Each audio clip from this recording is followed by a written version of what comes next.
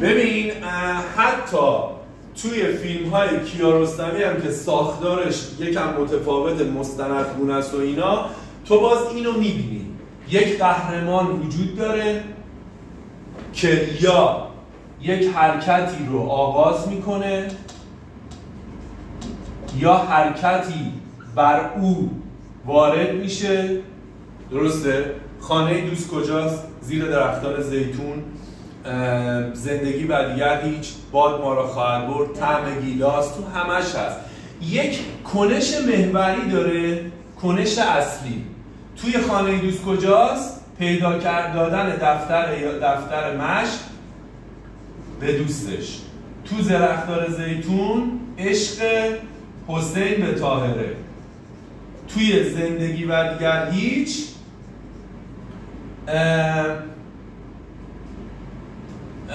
پیدا کردن احمدپورها. حالا این کنش محوری بر کل فیلم سیطره دارد. درست شد؟ بر کل فیلم سیطره دارد. حالا توی تک تک صحنه ها و سکانس ها در عین حال که یک کنشی وجود دارد، درست شد؟ تابعی از کنش اصلی است.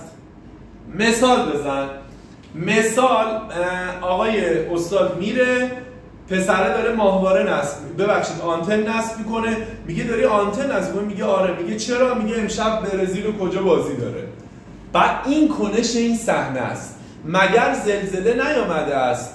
تو چرا داری آنتن نصب میکنی؟ بعد میگه بالاخره زندگی ادامه داره دیگه، ما تو چادر الان تلویزیون، میگه من این تلویزیون، میگه آره تو چادر تلویزیون داریم. کنش این صحنه چیست؟ اینکه هدف این زندگی ادامه دارد. این کنشش هم زندگی ادامه داره با اینکه اما کنش اصلی فراموش نمی شود. احمدپورها کجان؟ فلانجا. میدونی زندن یا نه؟ آره زندن توی اونجا، توی روستای پشتی، تو کوکرن، ما تو پشته. یعنی شما باید در هر صحنه و هر سکانس یک هدفی رو قرار بدی، درست شد؟ که هدف اون صحنه است، در عین حال تابعی از هدف کلی است. یه ذره بازترش کن. تو میخوای یک فیلمی بسازی که مثلا راجع به آقا چایناتان یک هدف کلی داره، یک هدف کلی بزرگ داره که آب چرا قطع شده، ماجرای آب چیه تو شهر. حالا 1000 تا زیرکنش توی هر سکانس داره. یکی از اون زیرکنشاش که حالا من میگم زیرکنش، اینه که موقعی که آقای کاراگاه با خانم مالوری همخواب میشه، دو طرف بعد مدت‌ها به سمت عشق حرکت میکنن و یه جورایی کنش اون صحنه چیه؟ اینکه عشق نمیمیرد، دوباره ممکن است متولد بشود. درست شد؟ اما تلفن زنگ میخوره، بدو میره. کنش اصلی آب کماکان وجود دارد. پس اگر میخواهید فیلمتون استاندارد بشه، یک قهرمان دارید که قهرمانه یا راغبه، گفتم بهتون، یا بیمیله. اگر راغبه خودش میخواد بره یه کاری بکنه، درست شد؟ خودش میخواد، مثل هزاران فیلم دیگه، مثل اودیپ که مثلا میخواد بره، مثل هملت که میخواد یه کاری بکنه. قهرمان راغبه میخواد یک تغییری ایجاد بکنه. یا قهرمان بیمیل، unforgiven. کلینت ایستوود که کارگردان فیلمم هست، یک آدم کشیه که آقا توبه کرده، داره باغبونی میکنه. طرف میاد بهش میگه بیا بریم اینجا مثلا اینو پیدا بکنیم یه جایزه. میگه دیگه من هزاران دلارم بدی نمیام. میگه دارن مثلا بچه‌ها رو یا زنا رو دقیقاً نرسون مثلا اذیت میکنن اینا. یهو میگه که بریم. یه 24 ساعت فکر میکنه که اونو بهت میگم، اون 24 ساعت فکر کردن بهش میگن صحنه تأمل. صحنه‌ای که تو میذاری که تأمل کاراکتر برای این دست به کنه زدن رو نشون بدیم. قهرمان بیمیله که شرایط بر او وارد می شود و حرکت میکنه. حالا کنه زیر کنش، کنه زیر کنش، کنه زیر کنش. تو تک تک هر صحنه، هر سکانس خودش هدفی دارد. با یک هدف شروع می شود، با یک هدف به پایان می رسد. مثلا یکی از چیزهایی که تو فیلم‌های خوبی می بینی که تو فیلم‌های بد نمی بینی، سکانس‌های بی هدفه. یعنی شما تو فیلم خودتون که وقتی می‌نویسید، تو فیلم نامه خودتون وقتی می‌نویسید، نگاه بکنید ببینید این صحنه یا این سکانس هدف این، با خودت بگو، به خود بگو هدف این صحنه یا سکانس چیه.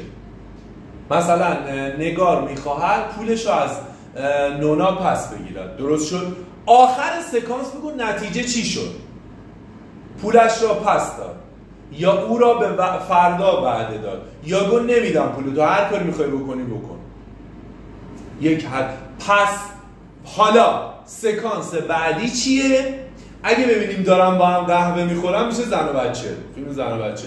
اگه ببینیم داره تو دادگاه شکایت خورد میکنه نگار، میشه پیشبرنده. سکانس بعدی چیه؟ میبینیم نونا SMS برش میاد ابلاغیه رو میگیره، میشه پیشبرنده. سکانس بعدی چیه؟ میره دم خونه‌شون میگه رفتی از من شکایت کردی، یعنی من این مدرک رو ازت دارم، منم میرم به متعاقبش ازت، میشه پیشبرنده. هر سکانس. حالا کنش اصلی قصه چیه؟ یه فیلمنامه همینجوری خلق کردیم. کنش اصلی قصه چیه؟ که اون مثلا اون رو دوست داشته به عنوان یک دوست، اون مثلا رفته چون شوهر گرفته، پارتنر گرفته، اون حسد وجودش باعث شده که بیفته به جون اون. این که حسد دهن خود آدم رو سرویس میکنه میشه کنش کلی فیلم که تو میخوای راجبش فیلم بسازی. زیرکنش زیرکنش زیرکنش زیرکنش زیرکنش، پیرنگ فرعی بست پیرنگ اصلی.